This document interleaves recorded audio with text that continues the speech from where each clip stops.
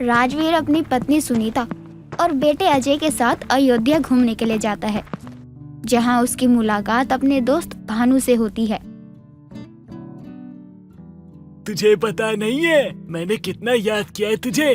और बता, घर में सब ठीक है ना? हाँ भाई, घर में सब ठीक। मुझे तो यकीन नहीं हो रहा कि इतने सालों बाद तू मेरे सामने खड़ा है। मुझे तो लगा अब हम कभी नहीं मिलेंगे। भाई मुझे भी ऐसा लग रहा था, लेकिन हमारा मिलना लिखा था तो मिल गए। सिर्फ आपका नहीं बल्कि हमारा भी। कैसे है भानु भैया आप? मैं ठीक हूँ भाभी, आप बताओ। मैं भी ठीक हूँ भैया, बस राम जी के दर्शन करने का मन किया तो आ गई। इसी बहाने आपसे मिल लिए। तभी तो मैं इतना खुश हूँ भाभी। अब आप लोग कहीं और नहीं रुकेंगे। आप लोग जब तक अयोध्या में रहेंगे तब तक हमारे घर में रहेंगे। लेकिन भैया, हमने धर्मशाला में कमरा ले लिया है, आप परेशान ना हो। नहीं भाभी, मेरे रहते आप धर्मशाला में रहे अच्छा नहीं लगता। मेरे घर चलिए, इस बहाने आप मेरी बेटी से भी मिल लेंगे। अब अगर आप इतना कह रहे हैं तो मैं मना कैसे कर सकती हूँ। चलिए। माँ, मैं किसी के घर में नहीं रुकूंगा। मैं वहीं रहूंगा जहाँ हमने रूम बुक किया है।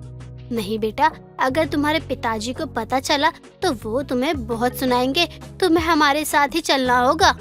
कुछ देर बाद भानु राजवीर के परिवार को लेकर अपने घर पहुंचता है, जहां उसकी बेटी सीता उससे बोलती है। पिताजी, आप कहाँ चले गए थे? मैं कब से आपका इंतजार कर रही थी। बेटी, मैं अपने दोस्त से मिलने गया था। देखो, ये है मेरा दोस्त राजीव और ये उनकी पत्नी सुनीता और इनका बेटा अजय। नमस्ते अंकल जी, नमस्ते आंटी जी। पिताजी आप लोगों की बहुत तारीफ करते हैं। मुझे आप लोगों के बारे में सब कुछ पता है। भानु, तेरी बेटी तो बहुत बड़ी हो गई है। बचपन में देखा था इसे। हाँ भाई, बस इसी की शादी की चिंता है। किसी अच्छे घर में हो जाए तो समझो मैंने गंगा नहा ली। भैया, इतनी अच्छी लड़की के लिए लड़कों की कमी थोड़ी ना है। समय के साथ सब ठीक हो जाएगा। बिल्कुल। वैसे भी आजकल के जमाने में संस्कारी लड़कियां मिलती ही कहाँ है। सबको ही अच्छी लड़की की तलाश होती है। राजवीर अपने परिवार के साथ कुछ दिन भानु के घर पर ही रहता है। सीता का हंसमुख स्वभाव और बड़ों के लिए आदर प्यार देखकर वो उसे पसंद करने लगता है और समय देखकर वो ये बात भानु को बता देता है, जिसे सुनकर भानु भी खुश हो जाता है और दोनों परिवार वालों की रजामंदी से अयोध्या में ही अजय और सीता की शादी हो जाती है और सभी अपनी अयोध्या की बहू को लेकर अपने घर आ जाते हैं। अगले दिन सीता अजय से बोलती है। आप कहीं जा रहे हो क्या? कब तक वापस आओगे? देखो, तुम अपने काम से काम रखो। मेरे मामले में घुसने की कोशिश मत करो। आप मुझसे ऐसे क्यों बातें कर रहे हो? अगर मुझसे कोई गलती हो गई है तो मुझे माफ कर दीजिए। और मुझसे शादी करना ही तुम्हारी बहुत बड़ी गलती है। और मैं वैसे भी किसी और को पसंद करता हूँ। हाँ, तुम मेरे टाइप्स की वैसे भी नहीं हो। अगर आप मुझे पसंद नहीं करते हो तो शादी ही क्यों की? अरे क्योंकि मैं अपने माता पिता को कुछ नहीं बोल सकता था। तुम उनकी पसंद हो, मेरी नहीं। अपने पति की बात सुनकर उसे बहुत दुख होता है और वो अपने सास ससुर के कमरे में जाती है, जहां वो दोनों को आपस में बात करते सुनती है। सुनीता, हमने सीता की शादी अपने बेटे से करवा दी, लेकिन क्या वो उसका साथ निभा पाएगा? क्या उसे वो अपना पाएगा? बन पाएगा उसका साथिया? कहीं हमने कुछ गलत तो नहीं कर दिया ना सीता के साथ? नहीं जी, आपने जो भी किया सही किया। मुझे सीता पर पूरा भरोसा है कि वो सब ठीक कर देगी। वो हमारे बेटे को सही रास्ते पर ले आएगी। शायद तुम सही कह रही हो। हमारी बहू बहुत समझदार है। अपने सास ससुर की बातें सुनकर सीता दरवाजे से ही लौट आती है और उनके विश्वास को पूरा करने की हर मुमकिन कोशिश करती है, जिससे वो अपने पति का दिल जीत सके। लेकिन हर बार वो हार जाती है। एक दिन देर रात अजय शराब पीकर घर आता है और लड़खड़ा कर गिरने वाला ही होता है। तभी वहाँ सीता आकर उसे पकड़ लेती है। आप ठीक तो हैं? आपको कहीं चोट तो नहीं लगी? मैंने तुमसे कितनी बार कहा है कि मुझसे दूर रहो। अरे तुम्हारा और मेरा कोई रिश्ता नहीं है। चली जाओ यहाँ से तुम। देखिए, आप पहले कमरे में चलिए। अगर माँ जी या ससुर जी ने आपको इस हालत में देख लिया तो बहुत परेशान हो जाएंगे। मैं कहीं नहीं जाऊंगा। ये मेरा घर है, मैं जो चाहे कर सकता हूँ। सीता जैसे तैसे उसे कमरे में लेकर जाती है। अजय का सारा ड्रामा राजवीर और सुनीता अपने कमरे से देख रहे होते हैं। मुझे तो ये लगा था शादी के बाद ये बदल जाएगा, लेकिन ये नहीं बदला। मुझे इसे देखकर हमारे लिए हुए फैसले पे पछतावा हो रहा है। मुझसे भी ये सब नहीं देखा जा रहा है। मुझे लगता है सीता को उसके मायके वापस भेज देना चाहिए। यहाँ रहेगी तो अजय रोज उसकी ऐसे ही बेइज्जती करेगा। अजय कभी लड़कियां लेकर आता तो कभी सीता को घर से निकालने की धमकी दे देता। एक दिन वो शराब पीकर घर आता है और सीता उसे बहुत सुनाती है। अजय गुस्से में उसके ऊपर हाथ उठाने ही वाला होता है कि तभी राजवीर और सुनीता वहां आ जाते हैं।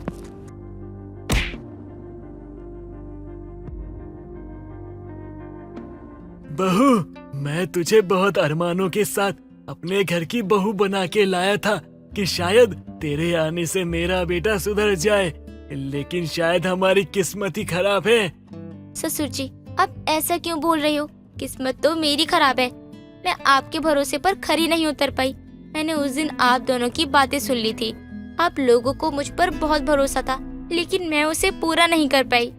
बहू, तूने अपनी तरफ से पूरी कोशिश करी, कभी भी हमसे हमारे बेटे की शिकायत नहीं करी। वो तुझे कितना कुछ कहता रहा, तू सुनती रही, बर्दाश्त करती रही, अपनी खुद की बेइज्जती करवाती रही, लेकिन बस बहुत हो गया। अब ऐसा कुछ नहीं होगा। अब मैं तेरी और बेइज्जती नहीं होने दूंगा।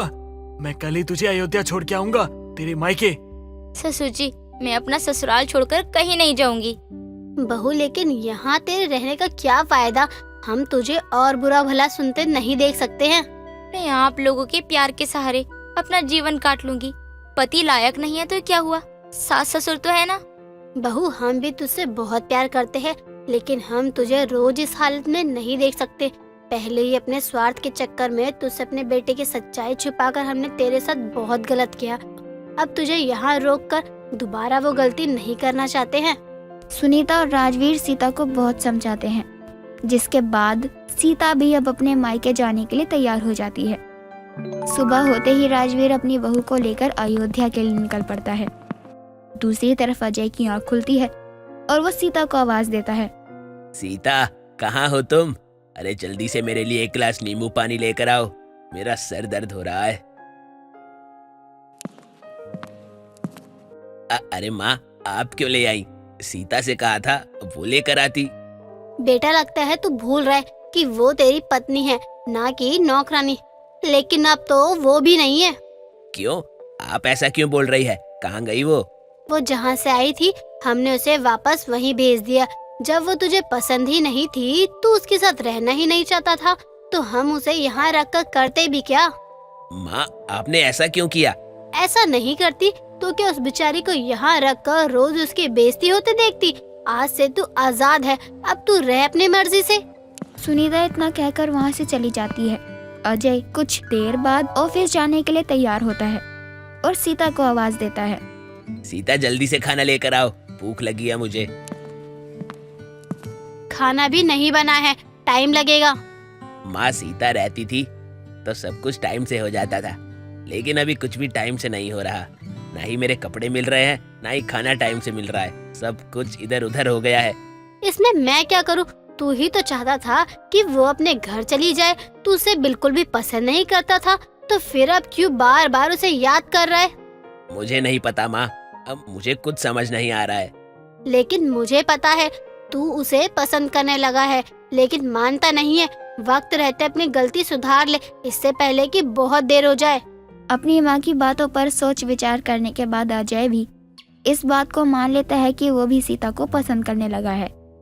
जिसके बाद वो अगले दिन अयोध्या जाता है और सीता से अपने गलत बर्ताव के लिए माफी मांगकर उसे अपने साथ अपने घर वापस ले आता है। मधु एक बहुत ही कंजूस औरत थी, जिससे उसके ससुराल वाले बड़ा परेशान थे, क्योंकि मधु जरूरत से ज्यादा कंजूस थी। वो हर चीज में कंजूसी किया करती, फिर चाहे खाने पीने की चीजों में हो, ओढ़ने वाली चीजों में या कुछ और, जिसके चलते उसे अपनी सास से बहुत सुनना पड़ता था। लेकिन उसके ऊपर अपनी सास की बातों का कोई असर नहीं होता था।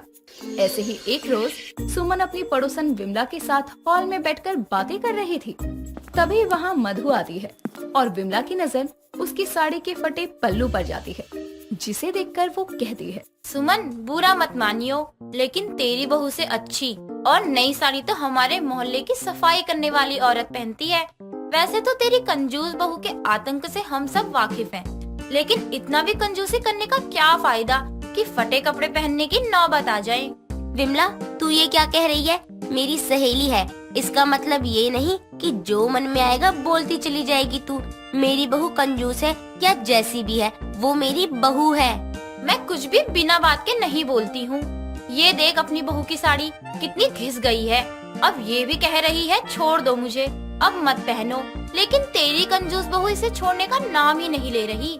समझा इसे, वरना अगर मोहल्ले में ऐसी साड़ी पहनकर निकलेगी तो तेरी बनी बनाई इज्जत मिट्टी में मिल जाएगी। बाकी तेरी मर्जी। विमला इतना कहकर वहाँ से चली जाती है, जिसके बाद सुमन अपनी बहू की हद से ज्यादा कंजूसी करने वाली आदत को लेकर उसे बहुत समझाती है, लेकिन मधु अपनी सास की बातों पर कोई ध्यान नहीं देती। ऐसे ही समय बीतता है। तभी एक रोज मधु के पति अनुज के कुछ दोस्त उससे मिलने के लिए उसके घर आते हैं और मधु उनके लिए चाय लेकर आती है। तभी उसके दोस्तों में से उसका कपिल नाम का दोस्त आधी आधी कप चाय देखकर हंसते हुए कहता है, भाई तेरे घर में 1 लीटर दूध एक हफ्ते तो आराम से ही चल जाता होगा। भाभी जी बहुत अच्छे से घर मैनेज करना जानती है। भाई तू ऐसे क्यों बोल रहा है? जो बोलना है साफ साफ बोलना। भाई मैंने ये चीज आधी कप चाय देख के बोला है। भाभी जी तो हद से ज्यादा कंजूस है। बताओ, इतनी ठंड के मौसम में जहाँ लोग 2-2 कप चाय पिलाते, वहाँ भाभी जी हमारे लिए आधी कप चाय लेकर आई है। कपिल भैया, तो इसमें बुराई ही क्या है? आपको पता है आए दिन 1-1 रुपए करके दूध का दाम बढ़ रहा है, तो कंजूसी तो करने पड़ेगी ही ना। और शहर में किसी के घर में आधा कप चाय मिल जाए वही बहुत है। हाँ भाभी जी, आपने बिल्कुल सही कहा। अब इसे आपकी तरह कंजूसी करना आता ही नहीं है, तो क्या करे? एक काम करिए, आप ही इसे थोड़ा कंजूसी करना सिखा दीजिए। नहीं, तू तो रहने ही दे। मुझे इतनी कंजूसी भी नहीं करनी है कि इंसान अपनी पसंद का खा भी ना पाए।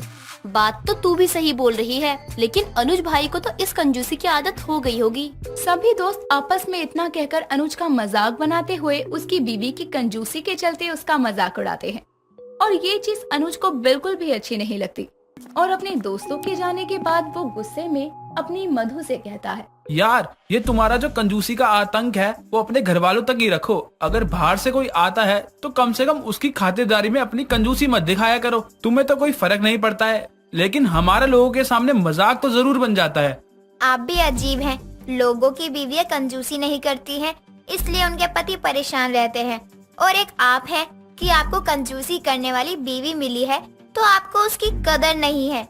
तुम कंजूस नहीं, हद से ज्यादा कंजूस हो, लेकिन तुम्हें समझाने का कोई भी फायदा नहीं है। अनुज इतना कहकर गुस्से में वहाँ से चला जाता है। ऐसे ही समय बीतता है।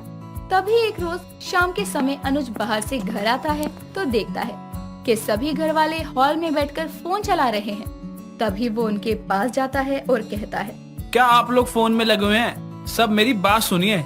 क्या बात है बेटा, आज तू बहुत खुश दिखाई दे रहा है, क्या बात है?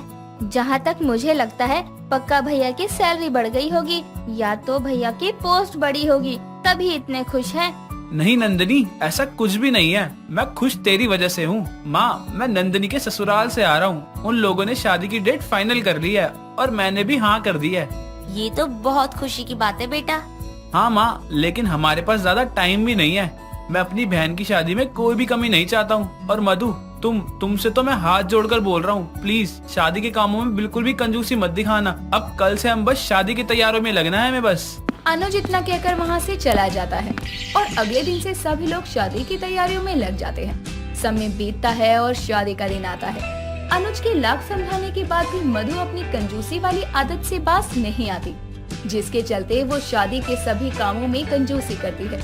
फिर चाहे वो बारातियों के बैठने का प्रबंध हो या उनकी मेहमान नवाजी हो, खाने पीने को लेकर हो या फिर दहेज के सामान के साथ हो, ये सारी चीजें नंदिनी की होने वाली सास लीला नोटिस कर रही थी। और जैसे ही शादी के बाद विदाई के समय बारातियों को देने के लिए चांदी के सिक्के कम पड़ते हैं, तभी लीला गुस्से में कहती है, अनुज बेटा, अब तो हद ही हो गई है।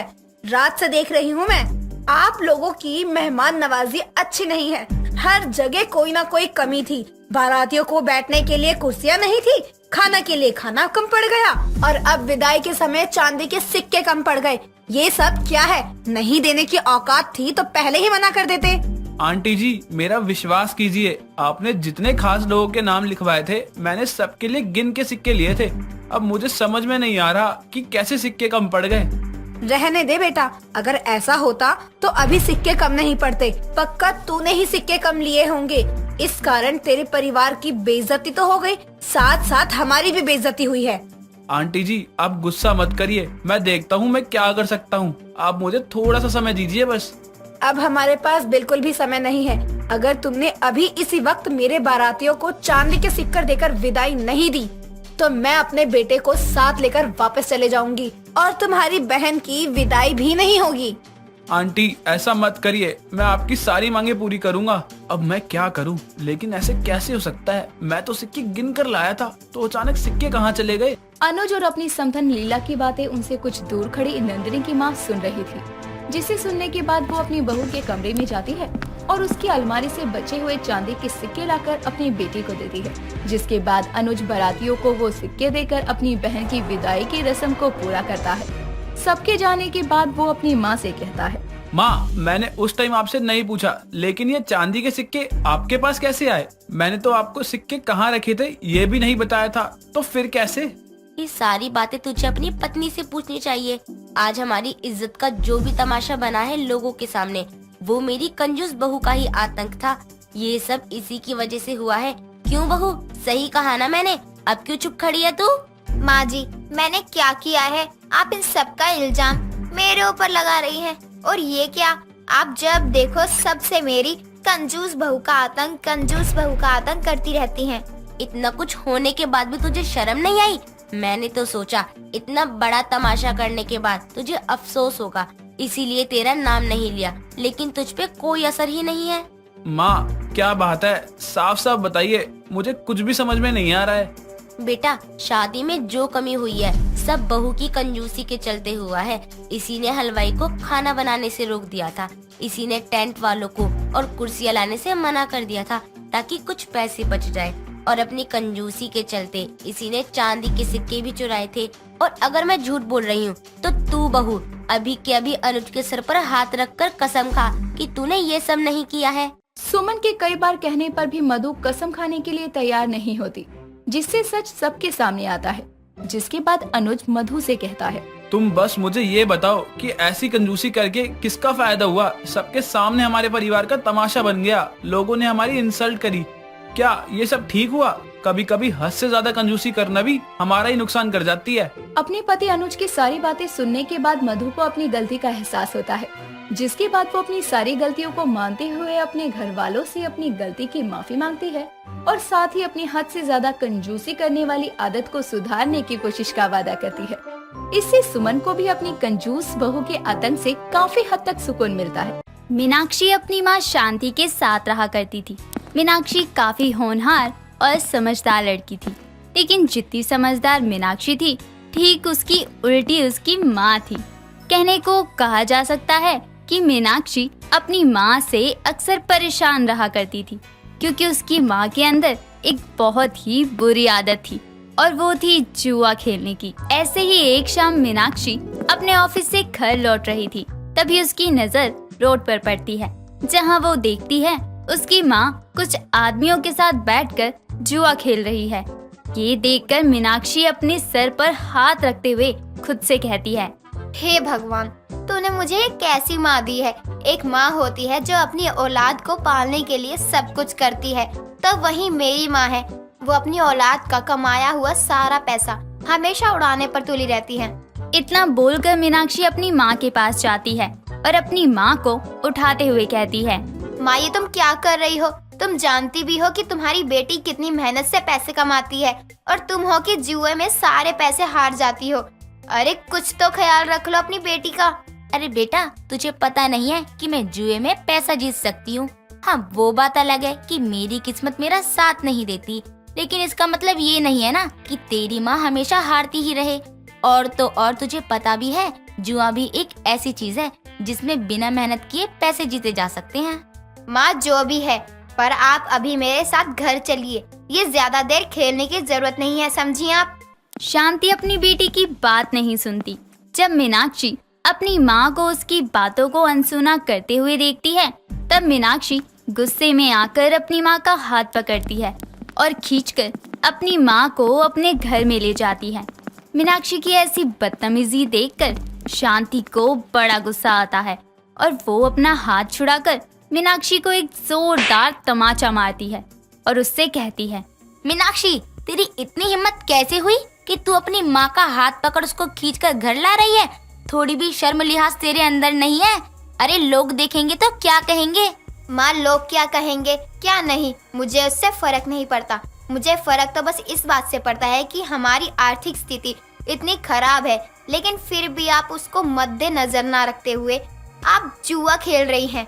आपको इस चीज से फर्क नहीं पड़ता कि आपकी बेटी देर रात तक घर आती है, वो अपने इस छोटे से घर को चलाने के लिए कितनी मेहनत करती है। पर आप हैं कि आपको अपनी ना तो बेटी की परवाह है और ना ही इस घर की। आपका छोटा बेटा जो कि अभी स्कूल पढ़ रहा है, उसकी फीस भरनी है, लेकिन आपको क्या ही फर्क पड़ता है। अगर आप किसी से प्यार करती हैं तो वो है आपका जुआ।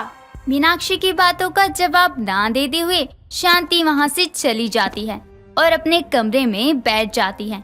तो वहीं मीनाक्षी अपनी माँ की ऐसी हरकत देखकर रोते हुए खुद से कहती है, हे भगवान, माँ कब सुधरेंगी?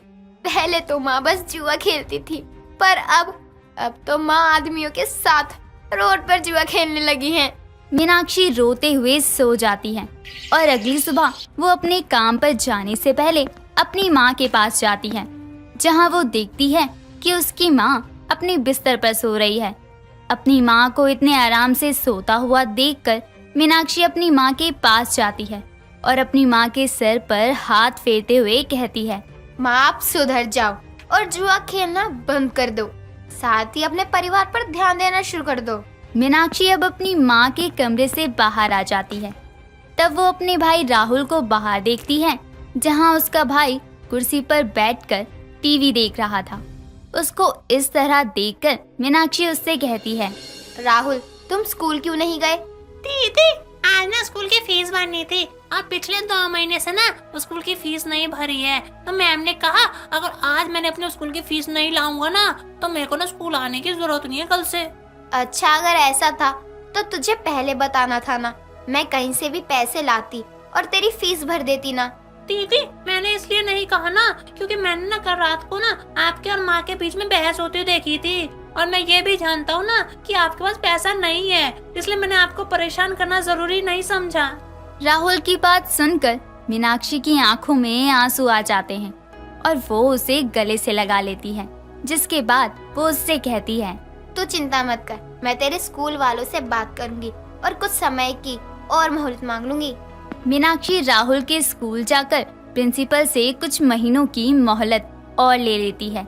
समय यूं ही बीतता है और एक दिन जब मीनाक्षी अपने ऑफिस में काम कर रही थी, तभी उसके पास उसकी पड़ोसन का फोन आता है और वो उससे कहती है, मीनाक्षी बेटा, कहाँ है तू?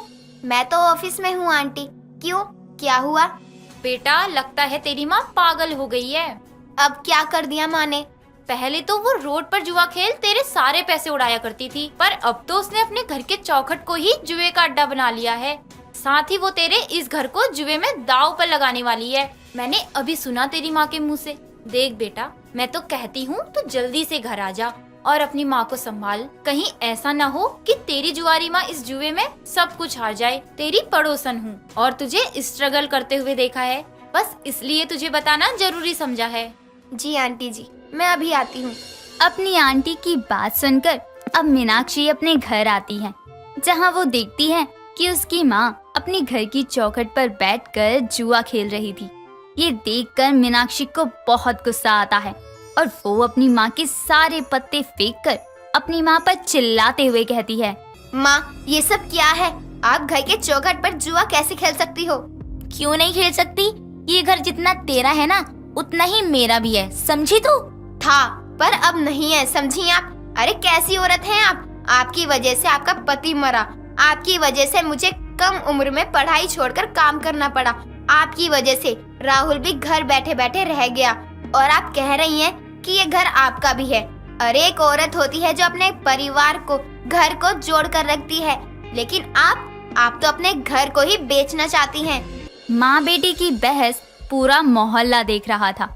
उन दोनों को लड़ता देखकर मीनाक्षी की पड़ोसन मीनाक्षी की किस्मत पर दुख जताते हुए पास में खड़ी एक औरत से कहती है, देख रही हो बहन, मीनाक्षी की तो जिंदगी ही खराब हो गई है। एक तो बाप नहीं, ऊपर से माँ है, वो भी जुआरी है। बेचारी कितनी मुश्किल से अपने घर को संभाल कर रखती है, पर इसकी माँ है जो इस घर को बिखेरना चाहती है। हाँ बहन, सही बोल रही हो तुम। बेचारी के ऊपर इतनी जिम्मेदारियां हैं, पर फिर भी उसने अपनी लाइफ से कभी कोई शिकायत नहीं की। बस शिकायत की तो अपनी माँ से, जो इस घर को बिखेर कर रखना चाहती है। जहाँ एक तरफ सभी मोहल्ले वाले आपस में बात कर रहे थे, तो वहीं शांति के पास खड़ा एक आदमी मीनाक्षी को निहार रहा था। कुछ समय बाद वो आदमी शांति से कहता है, देखो बहन, तुम बोल रही थी कि तुम्हारे पास पैसे नहीं है, लेकिन तुम इस घर को दांव पर लगाकर इस खेल को पूरा करोगी। तो चलो अपनी जुबान से पीछे मत हटना, गेम पूरा करो। अगर तुम जीत जाती हो तो ये घर तुम्हारा होगा, अगर मैं जीत जाता हूँ तो इस घर में मेरा राज होगा। हाँ, यहाँ कोई जुआ नहीं खेलेगा, समझे तुम? अपने कार्ड्स उठाओ और दफा हो जाओ यहाँ से। और रही घर की बात, तो घर के ऊपर की बाजी अभी चली नहीं थी। भैया, अभी आप यहाँ से जाओ। मैं अभी कोई गेम नहीं खेलना चाहती, क्योंकि मेरी बेटी ने शायद सही ही कहा है कि ये घर न सिर्फ मेरा है, बल्कि ये घर मुझसे ज्यादा मेरी बेटी का है। इसीलिए मैं अभी ये जुए का खेल शुरू नहीं कर सकती हूँ। अगर पैसे नहीं है तो तुम अपनी बेटी को भी दांव पर लगा सकती हो। मुझे तुम्हारी बेटी से कोई परेशानी नहीं है।